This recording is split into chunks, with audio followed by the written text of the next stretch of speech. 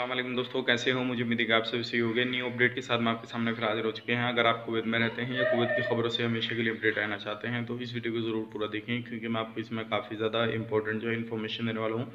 और आप अपने अकामे को जो है ट्रांसफ़र करा सकते हैं, अपने वीज़ा को भी ट्रांसफ़र करा सकते हैं। तो पूरी जानकारी इस वीडियो के अंदर ज़रूर आपको मिलने वाली है। तो चलिए बिना देरी किए वीडियो शुरू करते हैं। लेकिन उससे पहले मैं आपको बता देता हूँ, चैनल पे पहली बार आए हैं तो चैनल को सब्सक्राइब करें और साथ ही साथ बेल आइकन ज़रूर प्रेस कर दें, ताकि हमेशा आपको लेटेस्ट अपडेट मिलती रहे और आप हमेशा हमारे साथ में जुड़े रहें। तो सबसे पहले अपडेट की तरफ बढ़ते हैं। जैसे कि आपको मालूम है, काफ़ी सारी कंपनियां जो है 6-7 महीने से सैलरी वगैरह प्रोवाइड नहीं कर रही हैं। हालांकि इन कंपनियों के खिलाफ जो है 400 कंपनियां ऐसी हैं जिसकी फ़ाइल जो है मिनिस्ट्री ऑफ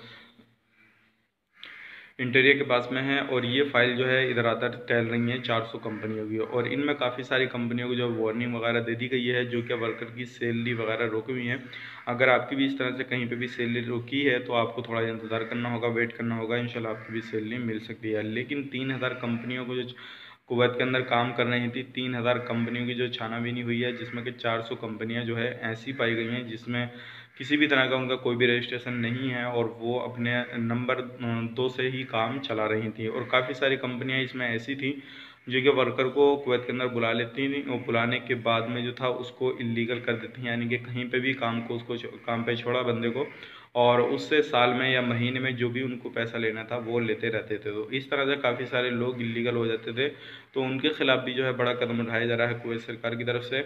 और ये जो अपडेट और एक अपडेट और आ रही है निकल के, अगर आपको अपना वीज़ा वगैरह ट्रांसफ़र कराना है या आपको अभी सैलरी पेड नहीं की गई है तो थोड़ा इंतज़ार करना होगा, और हो सकता है इंशाल्लाह आपको जल्दी ही आपको सैलरी मिल जाए। लेकिन आप अपना वीज़ा भी ट्रांसफ़र करा सकते हैं। जो छोटा मोटा आपका बिजनेस है, आप किसी को बुला भी सकते हैं और लगभग अपने जितने भी वर्कर हैं उनका वीज़ा आगे पीछे यानी कि ट्रांसफ़र वगैरह भी करा सकते हैं। तो सबसे बड़ी बात यह है, ये जो वीज़ा ट्रांसफ़र आपका होगा, अगर आपको 3 साल कुवैत के अंदर हो गए हैं तो उसके बाद में ही आपका वीज़ा जो है ट्रांसफ़र हो जाएगा, इकामा वगैरह, और आप दूसरी जगह पे काम कर सकते हैं। लेकिन अगर आपका नया वीज़ा है तो अभी आप ट्रांसफ़र नहीं करा सकते। तो बड़ी अपडेट थी, सोचा कि आप लोगों तक पहुंचा दी जाए ताकि आप लोगों को सारी जो है जानकारी हो जाए। और काफ़ी सारे लोग पूछ रहे थे कि वीज़ा ट्रांसफ़र कराना, हमें किस तरह से वीज़ा ट्रांसफ़र होएगा, तो वो सारी नॉलेज आप लोगों को हो जाए।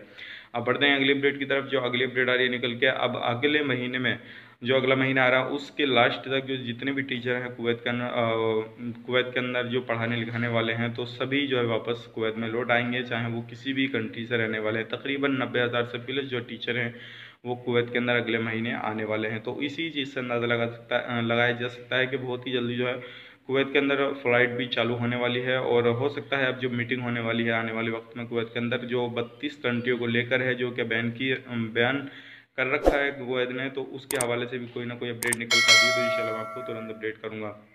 तो ये कुछ बड़ी अपडेट थी जो सोचा आप लोग तक पहुँचा दी जाए। उम्मीद करता हूँ वीडियो पसंद आएगा, पसंद आए तो लाइक करें, शेयर करें।